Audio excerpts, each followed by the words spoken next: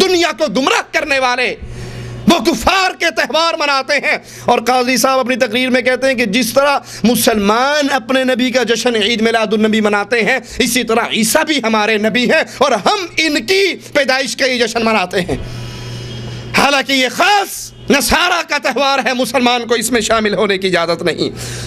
رومی روشنی اور فصل کاٹنے کے الہ کا جشن منایا کرتے، اور جب رومیوں کا سرکاری مذہب عیسائیت بنا تو عید میلاد یورپ میں رومیوں کا سب سے بڑا جشن اور تہوار بن گیا۔ اسی طرح فارسیوں کے تہوار نوروز کا تہوار، اور نوروز کا معنی جدید اور نیا ہے، اور یہ 6 دن منایا جاتا۔ کسریٰ کے دور میں پہلے 5 دنوں میں لوگوں کی حاجات پوری کی جاتی، ان کی ضروریات پوری کی جاتی، اور آخری دن وہ اپنے خاص لوگوں کے لیے انس و محبت کے لیے مجلس قائم کرتے اور اسے نوروز الکبیر یعنی بڑے نوروز کا نام دیتے، اور یہ ان کا سب سے بڑا تہوار تھا۔ کچھ فارسیوں کا گمان ہے کہ اس دن اللہ نے نور کو پیدا کیا۔ بہائی فرقے کے لوگ بھی نوروز کا تہوار مناتے ہیں، اس لیے کہ ان کے 19 روزوں کی مدت اس دن ختم ہوتی ہے۔ مہرجان کا تہوار، مہرجان کا معنی وفا کا بادشاہ۔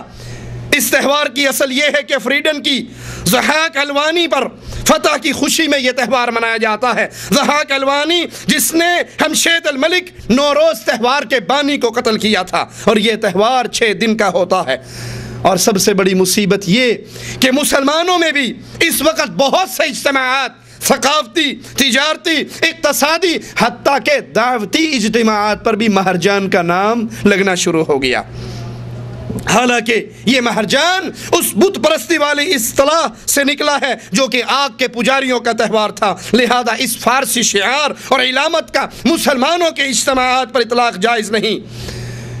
ہندوؤں کے تہوار ہولی، دیوالی، بسنت، گنپتی، یہ سارے تہوار ہندوؤں کے ہاں بھی منائے جاتے ہیں، اور مسلمان بھی اس میں خوشی خوشی شرکت کرتے ہیں۔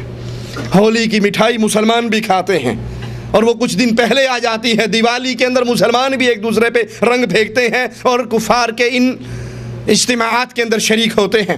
بسنت کا تہوار جو خاص ہندوؤں کا تہوار ہے، وہ مسلمان ملکوں کے اندر بھی بڑے دھوم دھام سے منایا جاتا ہے۔ بھلے بچوں کی گردنیں کٹتی رہیں، دھاتی ڈور کے ذریعے مسلمان قتل ہوتے رہیں، گڈی اڑانے والا اپنی چھت پہ سے وہ کاٹا کرتے پیچھے ہٹتا آتا ہے، اور اس کو پتہ ہی نہیں لگتا کہ پیچھے چھت ختم ہو گئی ہے، وہیں سے زمین پہ گرتا ہے اور مر جاتا ہے۔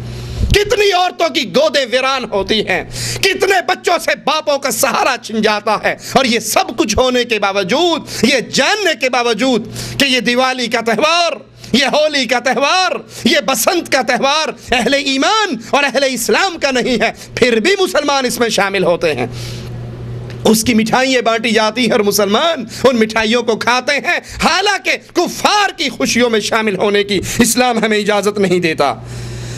آئیے کفار کے تہواروں میں کفار سے مشابہت کرنے کا مطلب کیا ہے؟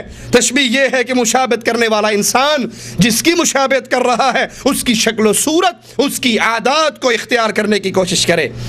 اور اس کا حکم ہمارے دین اسلام کے عظیم اصولوں میں ایک بہت بڑا اصول یہ بھی ہے کہ مسلمان سے دوستی کرے اور کفر اور کفار سے دشمنی کرے۔ الولاء والبراء، دوستی بھی اللہ کے لیے اور دشمنی بھی۔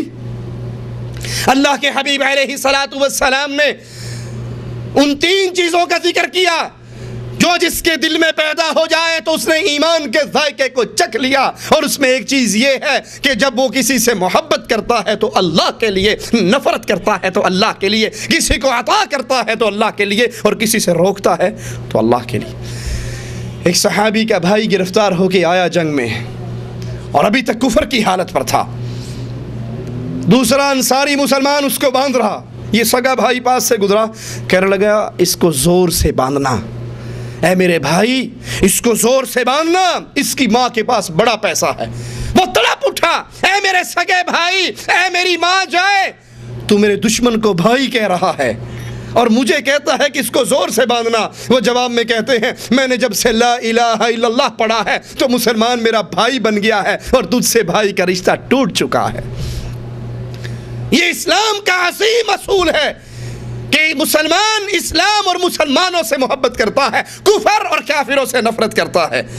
ان سے دشمنی اور برات کا اظہار کرتا ہے، اور برات کے اظہار کا مطلب یہ ہے کہ مسلمان کفار سے علیحدہ اور متمیز نظر آئے، دین اسلام پر اپنی عزت محسوس کرے، اسلام پر فخر کرے، اگرچہ کفار کی حالت کتنی بہتر کیوں نہ ہو، وہ کتنے ہی طاقتور کیوں نہ ہو، اور مسلمان کتنے ہی کمزور کیوں نہ ہو، وہ کفار کی تقلید کسی حال میں بھی نہیں کر سکتا۔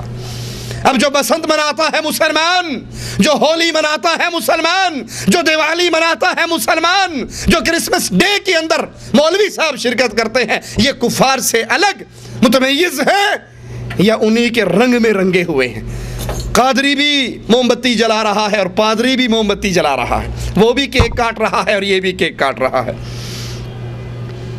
بہت سے منافق شکست خوردہ انسان وہ لوگوں کو دعوت دیتے ہیں ان تہواروں کی طرف، ان عیدوں کی طرف، حالانکہ اسلام پہ فخر کرنا، ایمان پہ فخر کرنا وہ ہمیں شریعت سکھاتی ہے۔ قرآن پہ غور کیجئے، وَمَنْ أَحْسَنُ قَوْلًا مِّمَّنْ دَعَا إِلَى اللَّهِ وَعَمِلَ صَالِحًا وَقَالَ إِنَّنِي مِنَ الْمُسْلِمِينَ۔ اس سے بہتر کون ہے، اس سے افضل کون ہے، اس سے اچھا کون ہے؟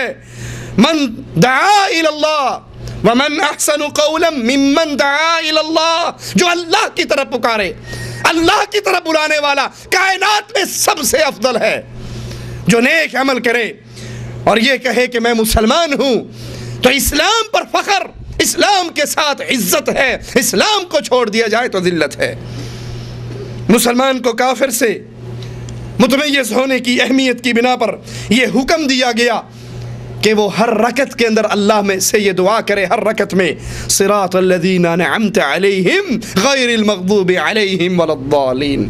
اے اللہ مجھے اس راہ پر چلا جس راہ پر چلنے والوں پر تو نے انعام کیا، اور جن پر تیرا غضب ٹوٹا، جن پر جو گمراہ ہوئے، مجھے ان کے راستے پہ نہ چلانا بلکہ ان کے راستے سے ہٹانا۔ اور شریعت کفار سے مشابہت کرنے سے ہمیں منع کرتی ہے۔ ثم جعلناک علی شریعۃ من الامر فاتبعها ولا تتبع اهواء الذین لا يعلمون۔ پھر ہم نے آپ کو دین کی ظاہر راہ پر قائم کر دیا تو آپ اسی پہ لگے رہیں اور نادانوں کی خواہشات کی پیروی نہ کریں۔ ایک اور مقام پہ غور کیجئے، وَلَئِنِ اتَّبَعْتَ أَهْوَاءَهُمْ بَعْدَ مَا جَاءَكَ مِنَ الْعِلْمِ مَا لَكَ مِنَ اللَّهِ مِنْ وَلِيٍّ وَلَا وَاقٍ۔ اور اگر آپ نے ان کی خواہشات کی پیروی کر لی اس کے بعد کہ آپ کے پاس علم آ چکا، تو اللہ کے عذابوں سے آپ کا نہ کوئی حمایتی ملے گا اور نہ بچانے والا۔ قرآن حکیم کی آیت پہ غور کیجئے، وَلَا تَكُونُوا كَالَّذِينَ تَفَرَّقُوا وَاخْتَلَفُوا مِن بَعْدِ مَا جَاءَهُمُ الْبَيِّنَاتُ وَأُولَئِكَ لَهُمْ عَذَابٌ عَظِيمٌ۔ تم ان لوگوں کی طرح نہ ہو جانا جنہوں نے اپنے پاس روشن دلیلیں آ جانے کے بعد تفرقے میں ڈالا، اختلاف کیا، انہی لوگوں کے لیے بڑا عذاب ہے۔ اور کفار سے محبت کی سب سے بڑی دلیل ان سے مشابہت کرنا ہے۔ کسی کو نفرت ہو کافر سے، کسی مرد کو، اور اس کے کان میں بالی دے کر وہ اپنے کان میں ڈالے گا، اس کی چٹیا دے کر اپنی چٹیا چھوڑے گا، پینٹ کا گھٹنا اس کا پھٹا ہوا دے کے اپنا بھی پھاڑے گا، ان کے بسنت کو تہوار کو دے کر لاہور کے ہوٹلوں کی چھتوں پہ بسنت منائے گا، ہندو بو کاٹے کا نعرہ مارے، اور اگر یہ اس سے نفرت کرتا ہو تو کیا یہ بھی لاہور میں بو کاٹے کا نعرہ مارے گا؟ یہ ان سے محبت کی دلیل ہے۔ جس سے محبت کی جائے اس کی عادات کو اپنایا جاتا ہے، اس کی طرح کا بننے کا کوشش اور عمل کیا جاتا ہے، اور اسی سے شریعت اسلام منع کرتی ہے۔ آئیے قرآن حکیم کو سنتے ہیں، یا ایھا الذین آمنوا لا تتخذوا اليہود والنصارى اولیاء۔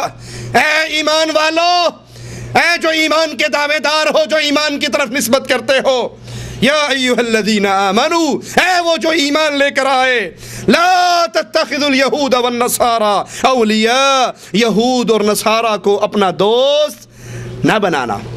اگر یہود و نصارہ سے دوستی نہ ہو تو کرسمس ڈے میں کیسے شامل ہوا جا سکتا ہے؟